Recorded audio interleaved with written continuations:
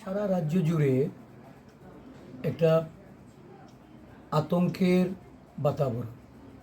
শারদ উৎসব সকল অংশের মানুষের এর মধ্যে আনন্দে মাতোয়ারা হওয়ার কথা। এই শারদ উৎসবের প্রাক্কালে রাজ্যের একটা প্রান্তে কুর্তি কদমতলায় গতকাল থেকে যে বিক্ষিপ্তভাবে কতগুলি ঘটনা সংঘটিত হওয়ার পর গতকাল এবং আজকে দুটি সম্প্রদায়ের মানুষের মধ্যে লড়াই বাঁধিয়ে যারা রাজনৈতিক ফায়দা নিতে চাইছে, আজকে এই রাজ্যের সমস্ত অংশের মানুষ ঘৃণা বর্ষণ করছে। আমরা বারংবার বলছি, আরক্ষা প্রশাসন থেকে শুরু করে রাজ্যের মুখ্যমন্ত্রী, দায়িত্বপ্রাপ্ত সমস্ত আধিকারিকদের যে এই রাজ্যে একটা ষড়যন্ত্র চলছে।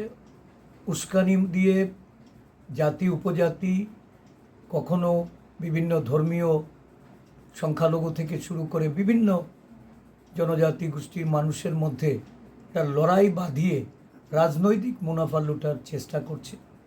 আরক্ষা প্রশাসন দায়িত্ব পালনের ক্ষেত্রে চরম ব্যর্থতার পরিচয় দিয়েছে। মুখ্যমন্ত্রী কোনোভাবেই একজন স্বরাষ্ট্র মন্ত্রকের দায়িত্ব নিয়ে উনি দায় এড়াতে পারেন না। আমরা মনে করি যে এই পরিকল্পিত ষড়যন্ত্রের বিরুদ্ধে শুধু বিরোধী দল বা কোনো রাজনৈতিক কর্মীরাই নয়, সর্বস্তরের মানুষকে প্রতিবাদে এগিয়ে আসা। এই ধরনের ঘৃণ্য ষড়যন্ত্র যা ত্রিপুরার রাজনৈতিক, সাংস্কৃতিক এবং ধর্মীয় যে বিভিন্ন ভাবাবেগ, এটার ঐতিহ্যকে যারা নষ্ট করার জন্য লিপ্ত হয়েছে, তাদের বিরুদ্ধে রুখে দাঁড়াতে এই কদমতলাতে আজকে পুলিশের গুলিতে মৃত্যুবরণ করেছে, হতাহত হয়েছে, দোকান বাড়ি লুটতরাজ করেছে, বিভিন্নভাবে ক্ষতিগ্রস্ত হচ্ছে এবং উভয় সম্প্রদায়ের মানুষের মধ্যে সেইখানে একটা আতঙ্ক এমন পর্যায়ে এসে পৌঁছেছে।